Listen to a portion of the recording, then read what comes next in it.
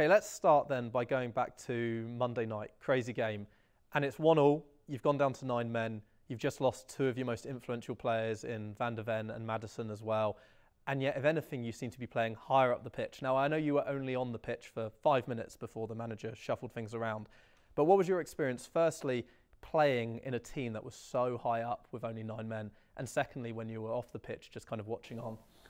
No, it was hard watching, really, really hard, because they created a lot of chances. Vicario did unbelievable saves, and you just watch the clock all the time, and you see like it's 30 minutes left, it's 20 minutes left, and then when they scored, of course, the air goes out a little bit. But then we created a lot of chances, so you know it was not easy to sit on the bench, but it was, yeah, I was proud of the boys that were playing.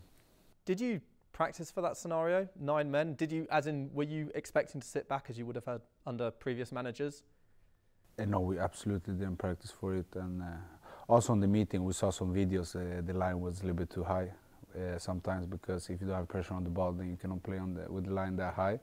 But the players that played with, they did things like amazing, because the truth is it could finish 2-2. It could really finish 2-2 with the great chances we had. So it was a new experience for all of us, but of course in the future we want to play with the 11 against 11.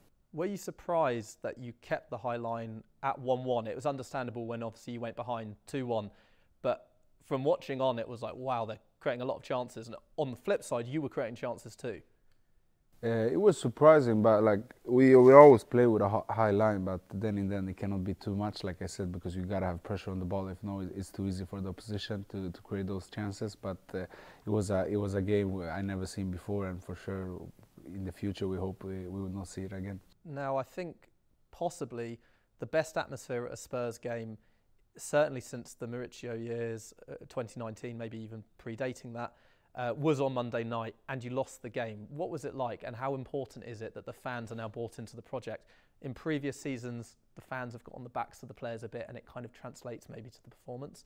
But there seems to be a massive connection between the fans and the players. It's important, of course. We want to have the fans on our side, like we have right now. Obviously, they like a lot what we are doing on the pitch, and they like the new style, the playing style. So we need them, and what you said was unbelievable. Losing a game with 4-1 in the end, but still getting applause, and like it's something is bigger than life, bigger than football. So like that thing made me very proud, and want us to work even harder to make them even happier. He has changed a lot of things, because he's a different man.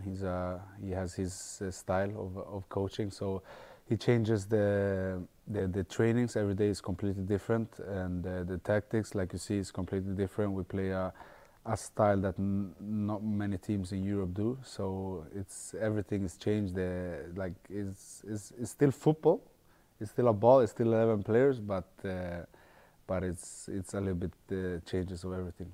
Just touching on that, his approach is obviously wildly different to Antonio, who came before him. What would you say are the big differences between their management styles on the training pitch and in the dressing room? They're two great coaches, for sure, two of the best in the world, but they are different. They are a lot different in their tactics, and like completely different, because with Antonio we had a different style of playing and different approach to the game and trainings, much more gym and much more running in the trainings, while here right now we are doing a lot more with the ball and running with the ball, not without the ball. So it's different, but you know, like whoever is in charge, you gotta listen to him, and I have great respect for both of them. But right now we're very happy that we are doing this way. You've probably heard the phrase Ange-Ball. It seems to be talk of the town, particularly on social media. What are your opinions of Ange-Ball?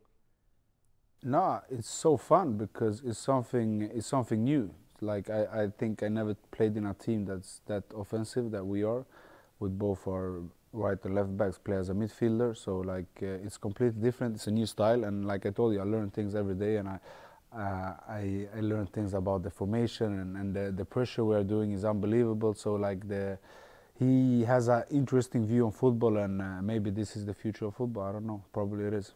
No, absolutely, every day. Like he don't speak every day, but the days he speaks, he really speaks about life. He speaks a little bit about tactics, but then he goes about life. And motivation is important, because every day is a little bit the same. So you need to hear sometimes different stories and different things about life that can give you a little bit edge on the day. So it helps, absolutely. And he is very inspirational in his team talks before the games, before the training. So when he starts to speak, like you're a happy man that you're listening.